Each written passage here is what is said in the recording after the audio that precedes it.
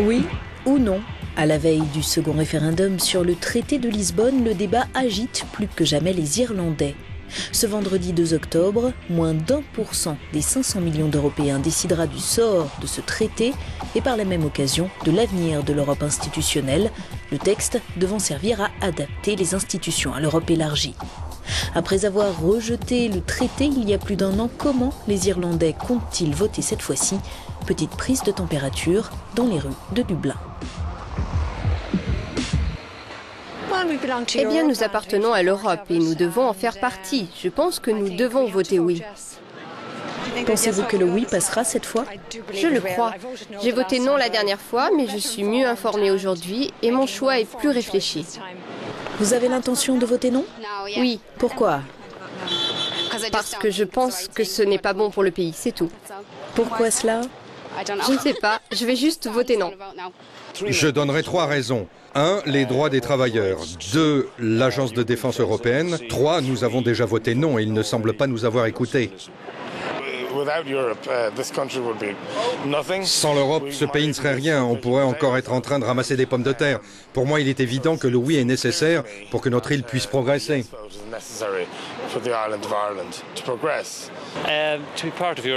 Pour faire partie de l'Europe et pour, je l'espère, générer des emplois.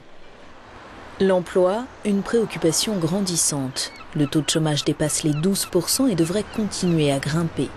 Le paysage économique du Tigre celtique n'est plus ce qu'il était. Après des années de boom, le marché de l'immobilier s'est effondré et l'on ne compte plus les chantiers abandonnés. Steve Murphy est maçon briqueteur. Il est sans emploi depuis près de 2 ans. Par le passé, il aurait émigré en Angleterre ou en Allemagne pour chercher du travail, mais aujourd'hui, dit-il, la crise ne connaît plus de frontières.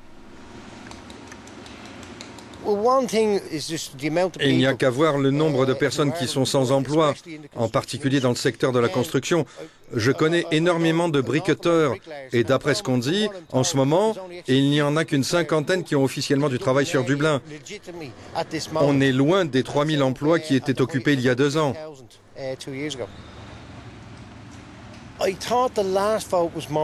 Je pense que le premier vote a été un vote de protestation.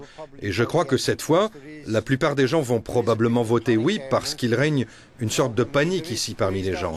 Et il y en aura toujours qui choisiront le vote de protestation. Mais cette fois, les gens vont se rendre compte de la situation dans laquelle se trouve le pays, qu'il a besoin d'argent. Il va avoir besoin de l'aide de grandes économies, comme la France et l'Allemagne. Si le oui a une longueur d'avance dans les sondages, environ 1/4 des électeurs se disent indécis. Mick Wallace est promoteur, il a engrangé des millions lorsque le marché de la construction était au plus haut et en a réinvesti une bonne partie dans divers projets sociaux par conviction politique.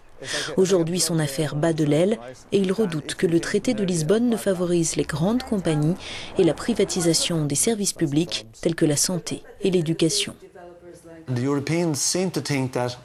Européens semblent penser « Oh, ces Irlandais, ils n'apprécient pas ce que nous avons fait pour eux, ils votent non, qu'est-ce qui leur arrive ?» Mais voter non ne veut pas dire que nous sommes anti-européens. Évidemment que nous voulons que l'Europe travaille de manière efficace.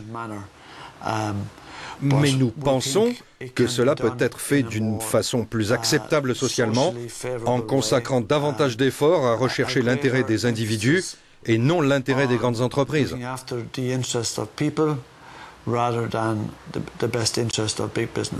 De nombreux Irlandais jugent leur gouvernement responsable de la crise actuelle et le camp du non profite de son impopularité.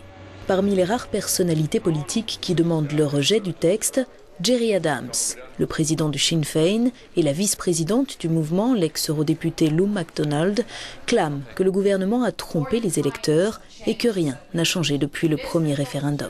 Les garanties obtenues sur le maintien de l'avortement, de la politique fiscale et de la neutralité militaire du pays ne seront pas légalement contraignantes, assure-t-il, ajoutant que si le traité de Lisbonne entre en vigueur, les droits des travailleurs et les services publics seront menacés. Ce que nous voulons, c'est une Europe sociale, non pas une Europe de la privatisation, qui est pour but de bâtir les États-Unis d'Europe comme une entité politique à part entière. Nous sommes un petit pays.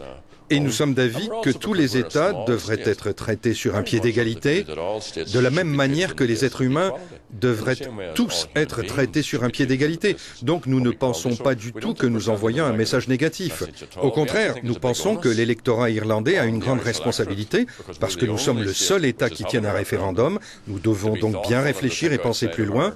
Et l'une des conséquences de ce traité, s'il passe, c'est que nous n'aurons plus jamais d'autres référendums. Plus jamais d'autres référendums, l'affirmation est difficile à confirmer. Mais ce sont ces petites phrases qui placent le camp du oui sur la défensive, lequel accuse ses adversaires de semer la psychose anti-Lisbonne. Une affaire est venue alimenter la psychose sociale, le cas Laval. La justice européenne a estimé que la Suède ne pouvait pas forcer une entreprise lettone opérant temporairement sur son sol à verser à ses employés le salaire minimum suédois. L'analyse de Pat Cox, ancien président du Parlement européen. Nous avons, à mon avis, une combinaison de divers malentendus, de déformations et de purs mythes. Le traité de Lisbonne, dans les objectifs de l'Union, souligne le besoin d'une économie de marché sociale, aspirant au plein emploi. Et cela s'applique au fonctionnement même de l'Union. Le traité se réfère à l'injonction faite à toutes les institutions européennes, y compris la Cour de justice, de veiller à un niveau élevé de protection sociale et de lutter contre l'exclusion sociale.